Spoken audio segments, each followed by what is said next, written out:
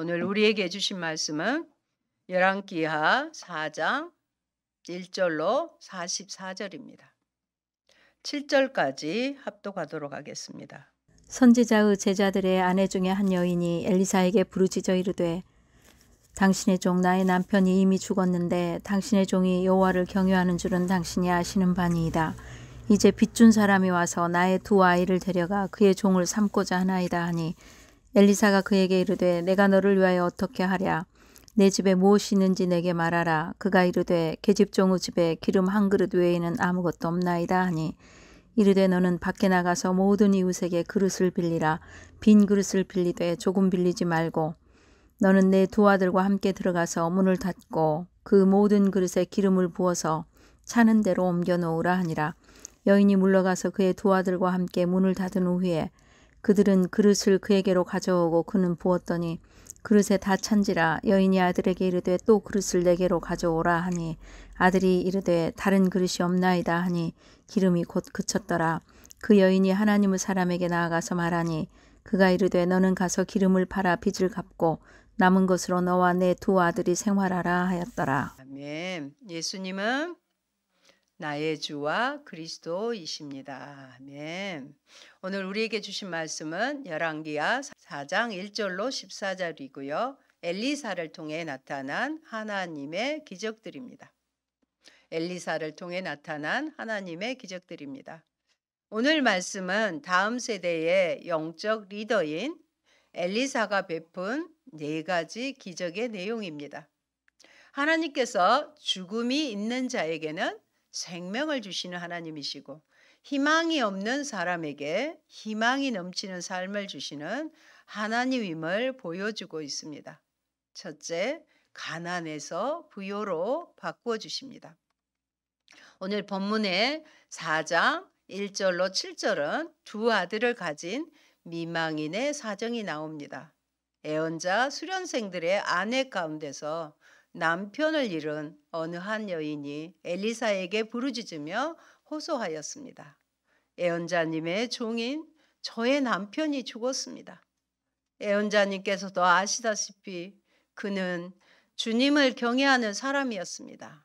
그런데 빚을 준 사람이 와서 저의 아들을 자기의 노예로 삼으려고 데려가려 합니다. 선지학교의 구성원 중 한 명이 죽었는데 그 아내가 찾아와 자신의 처한 안타까운 상황을 말하였습니다. 남편이 죽고 그가 남긴 빚 때문에 자식이 빚쟁이의 종으로 팔릴 위험에 처해 있다는 것입니다. 그는 빚을 갚아야 하는데 갚을 돈이 없었고 또한 그것을 해결할 방법도 없었습니다. 오늘날도 주님의 종의 부르심을 부담스러워하고 교회 개척도 쉽지 않은데 우리 선배 목사님들은 정말로 먹을 게 없어서 배를 골아야 했고 제가 아는 사모님은 임신 중인데도 먹을 것이 없어서 산에 올라 칡순을 뜯어 나물로 배고픔을 해결했다고 합니다. 그래서 그 자녀들은 가난이 지긋지긋하다고 합니다. 아무리 아버지 목사님이 이 길은 영광스러운 길이라고 하여도 어린 시절 배고픔이 사무쳤나 봅니다. 구약 시대에는 더 선지생도가 되는 것도 어려웠을 텐데 죽고 나자 빚까지 져서 아들까지도 노예로 삼으려 할 때 그 심정이 어떻게 했겠습니까? 여러분, 우리는 어려운 상황이 되면 다른 사람 탓을 하거나 자책하기도 합니다. 너 때문이야. 당신 때문이야. 아, 내가 잘못했어. 내가 왜 그랬을까 하면서 자책하기도 합니다. 그러나 이 상황에서 중요한 것은 과거에 어떠한 일들로 이러한 상황을 맞게 되었나가 아니라 현재 상황에서 다급하게 도움을 필요로 했던 미망인이 주님을 찾았다는 것입니다. 이게 다름입니다. 미망인은 아주 심각한 빈곤에 빠져 있었습니다. 그녀의 집에 기름 한 그릇 외에는 아무것도 없을 정도였으니 말입니다. 남아있던 한 가지는 기름 한 그릇. 그러나 하나님의 계획 안에서는 기름 한 그릇만으로도 충분했습니다. 하나님께서는 엘리사를 통해 미망인에게 빈 그릇을 빌려 모든 그릇에 기름을 부어 놓으라고 명령하였습니다. 이럴 때요, 믿음의 순종이 요구됩니다. 순종이 필수 요건입니다. 엘리사의 말 그대로, 즉 하나님의 뜻대로 미망인이 빈 그릇을 빌리고 두 아들과 함께 들어가서 문을 닫고 모든 그릇에 기름을 붓고 부어서 차는 대로 옮겨 놓으니 그대로 이루어졌습니다. 절박한 미망인을 공경에서 구해주시는 하나님. 이 성경 말씀을 통해 우리가 알 수 있는 사실은 하나님께서는 도움을 필요로 하는 자들을 항상 돕기 원하신다는 것입니다. 하나님께서는 자녀들이 항상 승리를 거두기를 원하십니다.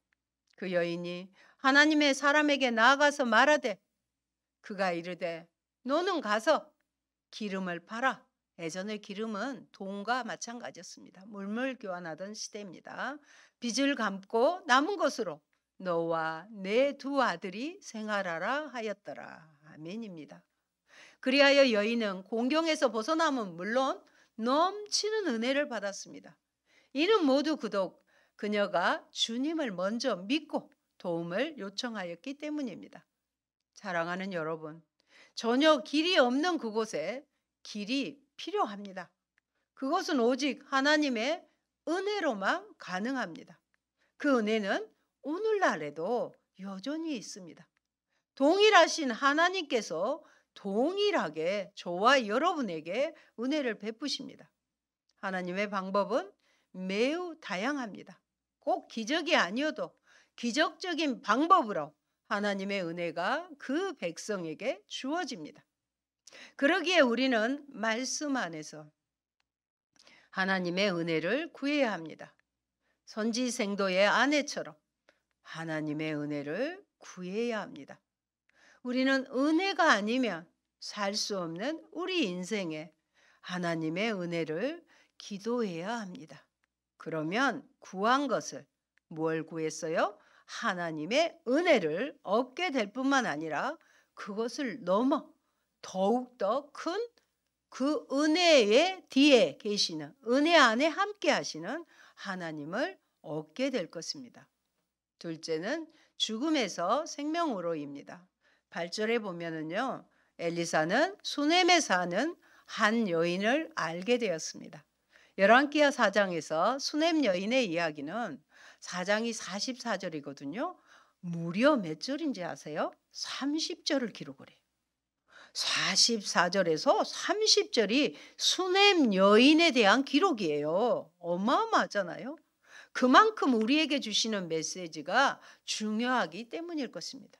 수넴 여인은 반대로 경제적 걱정이 없는 높은 지위를 지닌 여인이었습니다. 하루는 엘리사가 수넴에 이르렀더니 거기에 한 귀한 여인이 그를 강권하여 음식을 먹게 하였으므로 엘리사가 그곳을 지날 때마다 음식을 먹으러 그리로 들어갔더라고 기록되어 있습니다. 그녀는 엘리사를 자신의 집으로 식사 초대를 하였고 마침내 엘리사가 그곳을 지나갈 때마다 이제는 그녀의 집에서 식사를 하게 되었습니다.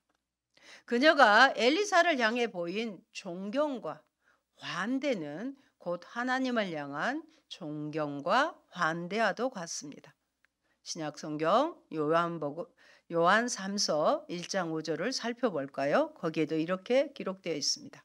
사랑하는 자여, 내가 무엇이든지 형제 곧 나그네 된 자들에게 행하는 것은 신실한 일이니 그러므로 우리가 이 같은 자들을 용접하는 것이 마땅하니 이는 우리로 진리를 위하여 함께 일하는 자가 되게 하려 함이라. 아멘. 사도 요한도 하나님의 복음을 전하는 순회 전도자. 그 당시에 저희 어렸을 때도 순회 전도자들이 마을 다녔거든요. 이 순회 전도자를 영접하고 진리를 위해 함께 일하는 자가 되게 하라고 하셨습니다. 영접하면은 거기에는 음식 대접이나 거주하는 것, 숙식하는 모든 것이 포함이 되겠죠.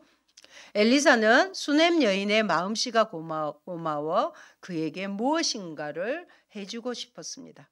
엘리사가 그래서 이렇게 얘기합니다. 그러면 그를 위하여 무엇을 해야 할까 하니 게하시가 대답하되 참으로 이 여인은 아들이 없고 그 남편은 늙었다고 했습니다. 그 남편이 죽고 나면 그녀는 의지할 곳이 없는 사람이 될 것입니다. 그러나 그녀에게는 자녀는 바랄 수도 없는 것이었습니다. 남편이 나이가 너무 많았기 때문입니다. 엘리사는 그녀가 그런데 아이를 낳게 될 것이라 말하였습니다. 그리고 1년 후에 아이를 낳게 되었습니다. 수넴 여인에게 아기는 상상도 할 수 없는 일이었습니다. 그러나 그녀의 하나님을 향한 경외의 마음을 본 엘리사는 그녀에게 기도함으로 아이를 선물로 주었습니다. 하나님의 은혜입니다. 사랑하는 여러분, 우리의 인생도 그렇습니다. 바랄 수 없는 일들이 있습니다. 그런데 우리가 하나님을 경외하면서 그 길을 가다 보면 상상도 할 수 없었던 그 일에 하나님의 은혜가 임하는 놀라운 일이 일어날 수 있습니다. 가슴 벅찬 일이 일어날 수 있습니다. 모든 시대, 모든 사람에게 하나님의 은혜가 필요합니다. 우리도 하나님의 은혜를 구해야 합니다. 우리를 사랑하시는 하나님 때문에, 오직 그분의 사랑 때문에 놀라운 일이 일어날 수 있습니다. 은혜를 구하십시오. 그래서 은혜를 만나십시오.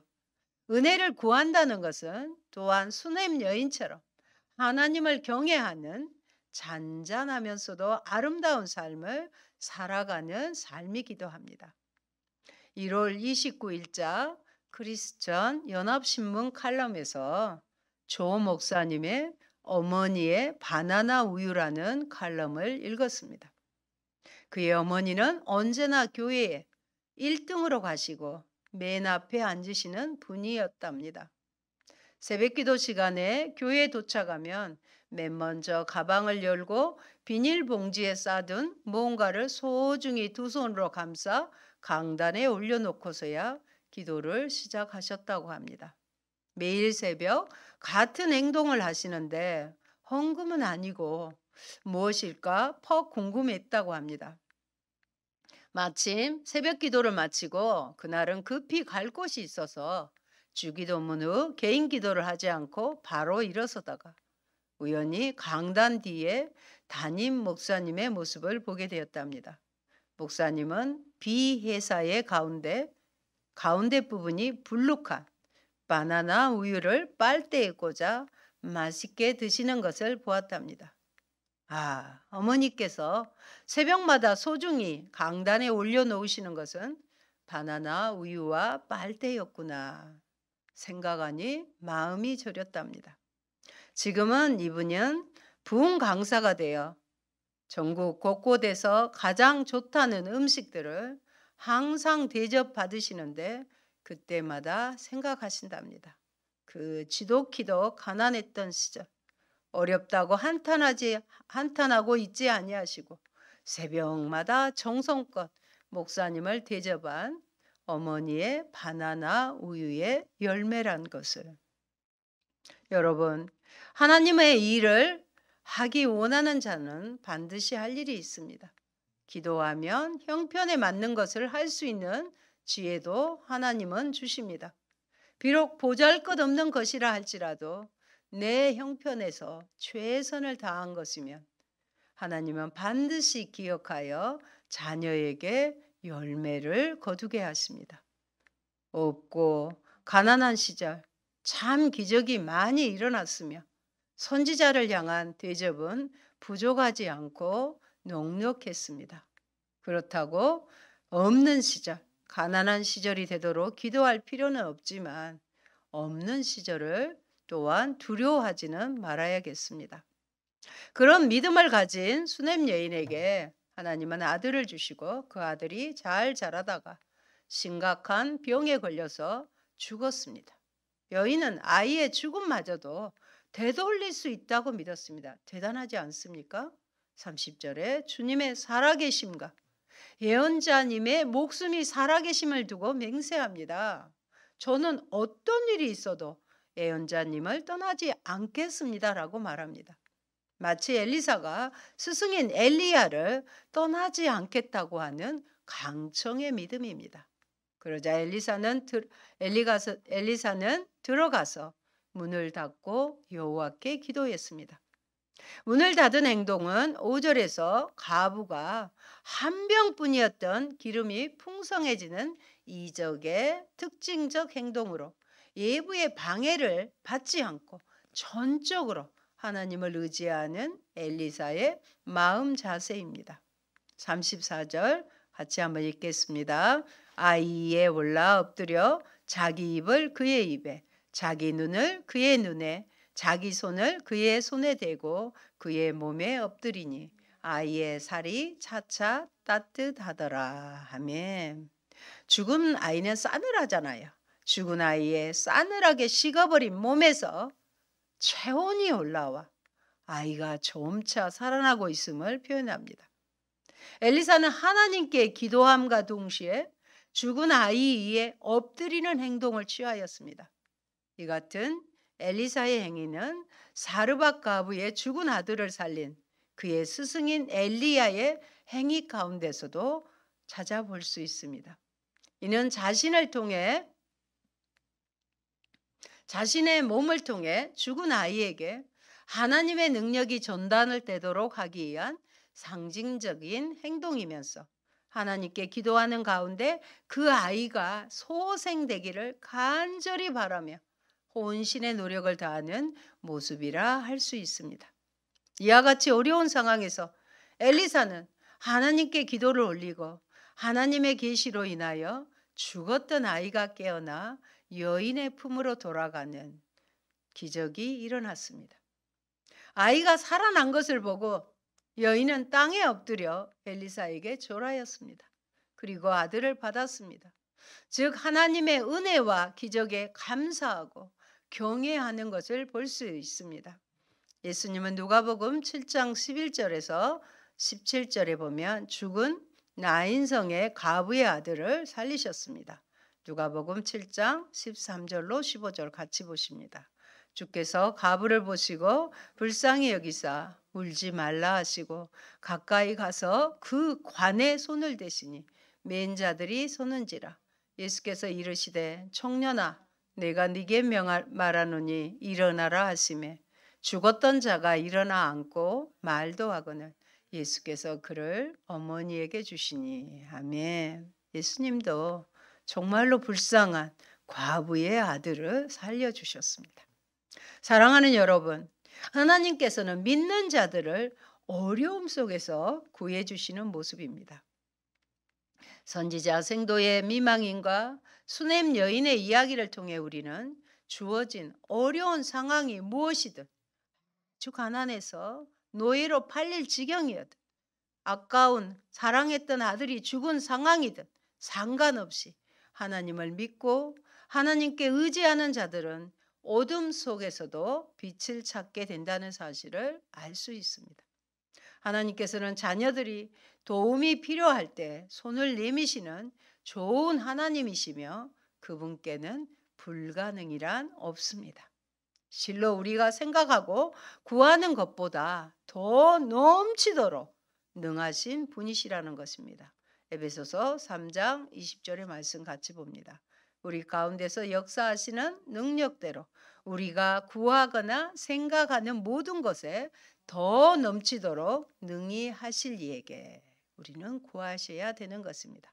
그러므로 어떠한 어려움이 닥쳐도 항상 하나님을 믿고 하나님의 절대적인 능력에 의지하시기 바랍니다.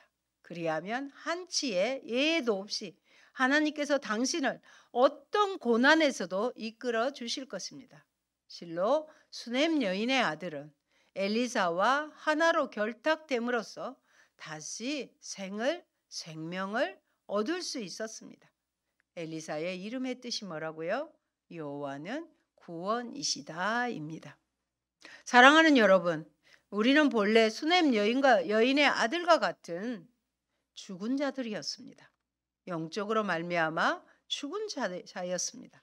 그런데 예수 그리스도께서 세상에 오셔서 죄범한 우리를 대신해 죽으시고 부활하셨습니다.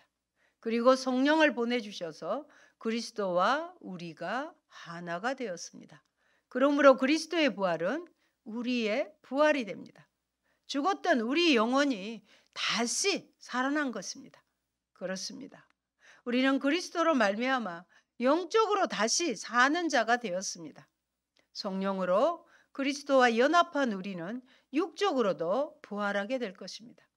그러므로 그리스도의 한 몸 된 삶을 살아가는 자만이 부활과 영생의 소망을 가질 수 있으며 그리스도의 약속대로 생명의 부활을 체험하게 될 것입니다.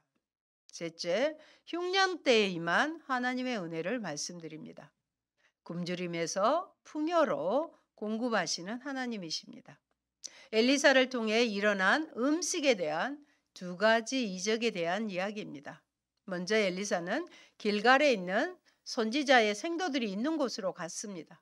그 당시 선지 학교는 베델과 라마 그리고 길갈에 있었습니다. 그런데 이스라엘이 가뭄이 심해져 먹을 것이 부족해서 큰 솥을 걸었습니다. 엘리사가 길갈에 있는 선지 학교에 있을 때에 그곳에 흉년이 들었다고 되어 있습니다. 흉년이 들어서 굶기를 밥 먹듯 하던 어느 날 엘리사는 죽을 끓이라 말하였습니다. 저의 어린 시절은 베이비 부머 시대로 먹을 것이 부족한 시대였습니다. 긴 겨울을 지내고 봄에 보리를 쏘아가기까지 양식을 아껴서 먹다 보니 겨울 점심은 늘 큰 솥에 물을 부어 밥 한 그릇을 끓이고 고구마로 끼니를 때웠습니다. 끓였다기보다 불려서 8 식구가 밥을 굶지는 않게 하신 것입니다. 그래서 하얀 쌀밥을 한 그릇 배부르게 먹어보는 것이 소원이기도 했습니다. 지금은 모든 게 풍족하여 냉장고마다 먹을 게 넘치는 시대에 살아갑니다. 모든 게 주님의 은혜입니다. 그런데 그 당시에 먹을 것이 없으니 선지 생도들이 들에 나가서 들 호박으로 번역되는 예전에서는 야등 동굴이라고 그랬습니다. 아무튼 동굴이었던 것 같아요. 번역되기도 하는데 한 사람이 채소를 캐러 들에 나가 야생 동굴을 만나 그곳에서 야생 호박들을 열매 그러니까 들 호박들을 따서 옷자락에 채워 가지고 돌아와 썰어서 국 끓이든 솥에 넣되 그들은 무엇인지 알지 못하였다고 할 수 있습니다. 그냥 열매가 있으니까 따서 국에 넣은 거예요. 이스라엘에서 유학했던 목사님은 이것이 야생 호박이라고 하는데 그러니까 들 호박이라고 하는데 사진을 보니까 이파리와 열매가 딱 수박처럼 생긴 그런 사진을 제가 보았습니다. 이것을 따서 솥에 넣었습니다. 그런데 떠서 먹으려다 맛을 보니 독이 들어있다고 하는 것입니다. 그러자 엘리사는 밀가루를 솥에 넣었습니다. 그랬더니 독이 없어졌습니다. 여기서 가루는 단순히 하나님의 신적 권능을 나타내기 위한 하나의 상징물일 뿐입니다. 밀가루 자체가 독을 없앤 거 아니죠. 결국 독이 든 국을 근본적으로 해독한 것은 하나님의 능력이었습니다. 잘 아시는 것처럼 출애굽기 15장 22절로 26절에도 보면 마라의 쓴물에 사흘이나 걸어서 물이 떨어져서 물을 기다리는 그들 앞에 나타난 것은 마라의 쓰디쓴 물이었습니다. 그럴 때 모세가 하나님의 말씀대로 한 나뭇가지를 넣었더니 쓴물이 단물로 변해서 마실 수 있는 물이 되었습니다. 저는 한 나뭇가지를 예전에 설교할 때 십자가로 해석해 드렸습니다. 마라의 쓰디쓴 인생을 해독시켜 주셔서 단물 나는 나오미의 인생으로 회복시켜 주신 것입니다. 이처럼 하나님은 우리에게 필요한 것을 주시는 하나님이시고 독이 있는 것은 독이 없는 것으로 쓴물을 단물로 바꾸시는 하나님이십니다. 이번에 먹은 한 끼는 그들이 흉년의 때에 음식을 제대로 먹을 수 없었음에도 불구하고 하나님의 능력과 은혜가 함께하고 있음을 알기에 충분한 한 끼였을 것입니다. 또 42절에 보면 한 사람이 처음 익은 식물인 보리떡 20개와 채소를 엘리사에게 드렸습니다. 그 보리떡은 첫 열매로 만든 빵이었습니다. 첫 열매로 만든 식물이라는 뜻입니다. 율법에 의하면 모든 곡식의 첫 소사는 여호와께 바치도록 되어 있었습니다. 그리고 이는 하나님의 일에 전념하는 제사장이나 레위인이 먹는 양식이 되었습니다. 북이스라엘에서 합법적인 제사장이나 레위인을 찾아볼 수 없는 종교적인 암흑기에도 북이스라엘 사람들 중 경건한 사람들은 그들이 얻은 첫 소산을 하나님의 사람, 즉 선지자에게 드려야 한다고 생각한 것 같습니다. 본문의 한 사람도 하나님을 믿는 이러한 경건한 자들 중 한 사람이었을 것입니다. 그의 시종은 100여 명이나 되는 사람들 앞에 그것을 어떻게 내놓겠느냐고 하였습니다. 그러나 엘리사는 말합니다. 사람들에게 주어서 먹게 하여라. 주님께서 말씀하시기를 먹고도 남을 것이라고 하셨다. 그래서 보리떡 20개로 나누었더니 몇 명에게? 100여 명에게 보리떡 20개로 나누었더니 하나님의 말씀대로 무리가 다 배불리 먹고 남는 기적의 역사가 일어난 것입니다. 엘리사는 주님의 음성을 들은 것입니다. 그리고 여호와께서 말씀하신 대로 먹고도 남는 역사가 있었습니다. 마치 마태복음 14장 15절에서 21절에 나오는 오병이어의 기적, 5천 명이 배불리 먹고도 12강주리가 남은 것과 같은 것입니다. 오병이어의 떡은 생명의 떡이신 예수님이십니다. 하나님은 우리의 영육간에 먹을 것을 공급하시는 하나님이십니다. 사랑하는 성도 여러분, 우리는 하나님에 대해서 잘 아셔야 합니다. 이처럼 하나님은 인간을 죽음에서 생명으로, 희망이 없는 자리에서 희망이 넘치는 현실로 바꾸어 주시는 분이십니다. 그러므로 하나님은 우리에게 필요한 모든 것을 공급하시는 하나님이심을 믿고 하나님께 늘 간절히 기도하며 사시기를 바랍니다. 그리고 하나님의 축복을 우리에게 전해주는 하나님의 사람들을 잘 손대하셔서 구하지 않는 하늘의 축복을 받으시기를 바랍니다. 세상에 아무리 그렇게 우리를 속여도 세상에 매여서는 안 됩니다. 세상에 매이지 말고 세상 속에서 당당히 살아가십시오. 세상을 초월하시는 하나님을 믿는 믿음으로 세상을 당당히 살아가십시오. 우리는 믿음으로 세상을 초월하여 살아야 합니다. 세상을 초월하시는 하나님을 바라보면서 세상에 매이지 말고 하나님께 매여서 살아야 하는 것입니다. 성도는 어려울 때일수록 믿음을 더욱더 공고히 해야 합니다.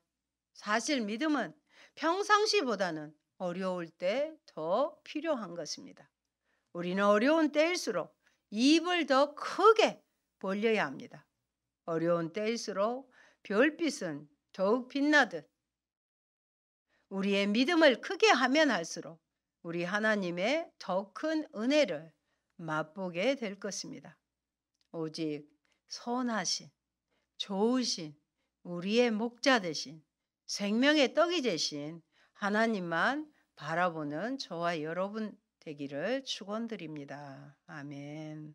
좋으신 하나님 감사합니다.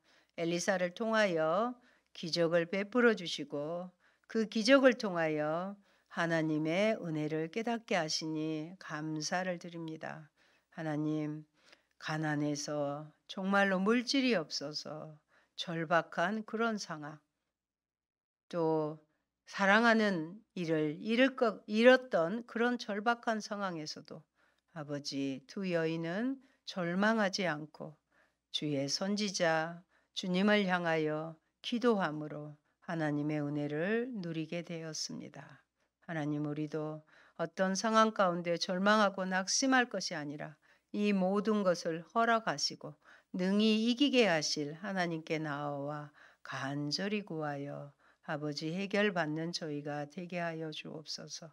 하나님은 우리의 상황을 아시고 굶주림을 아버지 배부르게 하시며 독이 들어있는 아버지 하나님 우리의 인생을 해독시켜 주시는 유일한 생명의 분인 것을 저희들이 믿고 아버지 주님을 신뢰하며 나아감으로 엘리사를 통해 보여주신 하나님의 놀라운 기적이 나에게 주시는 기적이 되게 하여 주시옵소서. 예수님 이름으로 기도합니다. 아멘.